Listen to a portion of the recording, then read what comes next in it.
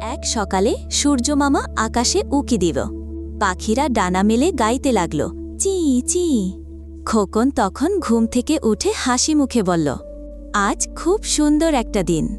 খোকন তার ছোট্ট ব্যাগটা কাঁধে নিয়ে খেলতে বের হল।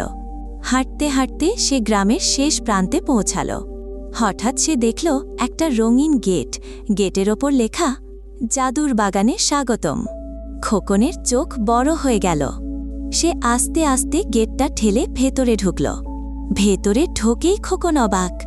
ফুলগুলো কথা বলছে, গাছগুলো হাসছে, আর প্রজাপতিরা নাচছে।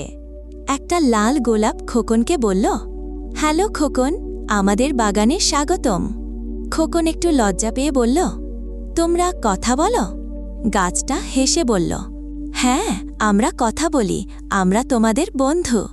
ঠিক তখন একটা নীল প্রজাপতি উড়ে এসে খোকনের কাঁধে বসল। সে বলল, খোকন, তুমি কি আমাদের বন্ধু হতে চাও?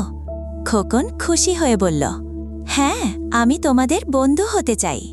প্রজাপতিটা নাচতে নাচতে বলল, তাহলে আমাদের বাগানটা সবসময় পরিষ্কার রাখতে হবে। খোকন চারপাশে তাকিয়ে দেখল, কোথাও কোনো ময়লা নেই, সবকিছু ছকছকে পরিষ্কার। খোকন বলল, আমি কখনো ময়লা ফেলব না, গাছ, ফুল আর পাখিদের ভালোবাসব।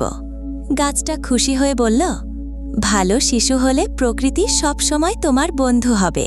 হঠাৎ আকাশে রঙিন রংধনু দেখা দিল। সবাই একসাথে হাসতে লাগল। সূর্যমামা বলল, খোকন, তুমি খুব ভালো ছেলে। খোকন হাত নেড়ে বলল, আমি আবার আসব। চোখের পলকে সবকিছু ধীরে ধীরে মিলিয়ে গেল।